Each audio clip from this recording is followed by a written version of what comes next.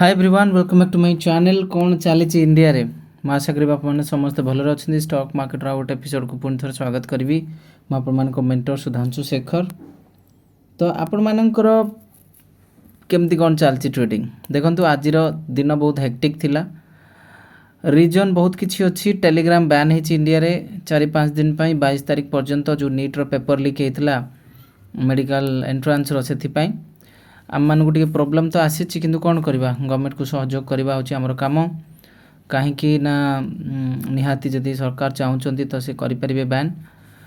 बर्तमान आम देखा आज मार्केट रे कौन होती मोस्टली आज कौन हबार थिला कौन काम होती।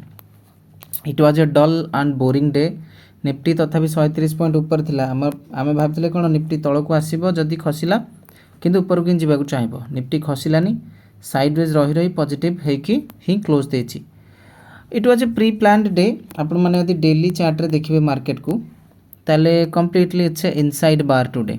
इनसाइड बार मोमेंटम होइछि आज गैप अप हो गला न्यूज आसीबा परे तापर इनसाइड बार क्रिएट होइछि। मु तो आपण मानक एबे भी कहि परिन जे फ्री टेलीग्राम चैनल जॉइन कर जांतु जॉइन कर जाई थांतु जदि काली ठू टेलीग्राम आपण को देखा न गला 3-4 दिन पर 22 जून पर 22 जून दिन ठू आपण देखि परिबे जो टेलीग्राम रो एक्टिविटी। जदि इंडिया रे टेलीग्राम कंप्लीटली बैन होची तापर आमे अलगा किछि बाट काढिबा को निहाती देखिबा किंतु वर्तमान तो टेम्पररी बैन होची टेलीग्राम इंडिया रे। ओके सो आम मानकर चेष्टा एवं आपण मानकर सहयोग आज गोटे स्टॉक जार ना होची फैक्ट FACT एई स्टॉक टी प्रलय रचिछि देखिबा को चाहिबे समस्ते चलतु देखा दि जाइथिला 921 रे ऑर्डर ट्रिगर होई नथिला 10 तारीख ठू दिया जाइथिला आज ऑर्डर ट्रिगर हैला एवं आज ही ए स्टॉक जाइछि 1055। जस्ट इमेजिन 10 रु 12% रो मोमेंटम।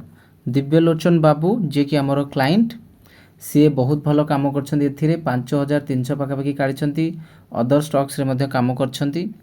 थरे नॉलेज एला थोड़े एक्सपीरियंस एला बा मेंटर माने मु आपण मानको मेंटर से बिरेस्टर research analyst blue moon research financial services रो फाउंडर आपण ती मु कहूतिबा कथाडा को बुझी गले ताले किछि टेंशन नै आपण माने काम करि पारिबे। एवं गर्वर कथा सी गोटे वर्ष भी बेतिनी 11 मास रे स्विंग ट्रेडिंग करिकि निज कैपेबिलिटी हिसाब रे 30 रु 32% पर्यंत काढिछन्ती जोटा कि मो पई तो बहुत बड़ प्राउड रो मोमेंट काइना जड़े क्लाइंट मोर एभली कम कर आपण मानकर एमती भल पाइबा थाउ। देखिबा आमे एबे आसंता काली कौन है पारे बेसिकली निफ्टी रे कौन है पारे 135 पॉइंट क्लोजिंग अच्छी किंतु सब बड़ इंटरेस्टिंग पॉइंट है इनसाइड बार। जदि इनसाइड बार ब्रेकआउट है ताहल तो निहाती मोमेंटम हम एटा फास्ट आपण माने नोट करके नियंतु। जदि इनसाइड बारटा ब्रेकआउट है चांसेस आर वेरी हाई कि या पर ब्लॉकबस्टर मोमेंटम हम आपण माने शिखुछंती एवं पढ़ुछंती सेटा होची बड़ कथा। कारण स्टॉक मार्केट रे एते पावरफुल कोर्स जेतले मु 999 ने दउची एप्लीकेशन स्टॉक नॉलेज हिंदी को डाउनलोड करी एबे ही जॉइन करंतु पढ़िवा स्टार्ट करंतु। स्विंग ट्रेडिंग टेक्निकल एनालिसिस एभलिया ओडिया रे कोर्स जोठ आपण माने बहुत किछि जिंस शिखि परिबे। तो निफ्टी रो सिंपल सेटअप हला काली जो हाई लागिथला निफ्टी रे मंडे दिन से हाई बस भांगिबो तापर सस्टेन कले मार्केट रे मोमेंटम है जो निफ्टी रे 100 पॉइंट 150 पॉइंट पाखापाखि मोमेंटम आसी पारे। बैंक निफ्टी भी मोस्टली आज साइडवेज ही रही।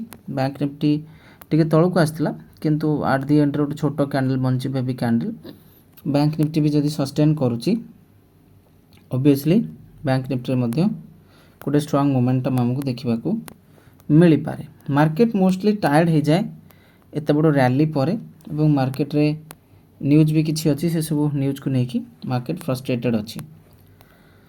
स्विंग ट्रेडिंग वाइडली समस्ते शिखुंट किंतु मो ओडिशा रे जेते दर्शक मते देखुछन समस्त कहबी आपण फास्ट निजर टेक्निकल एनालिसिस क्लियर करंतु।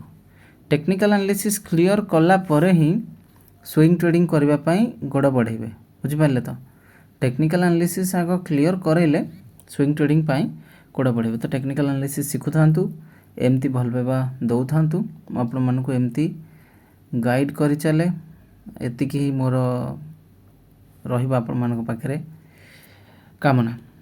Thank you so much for the love.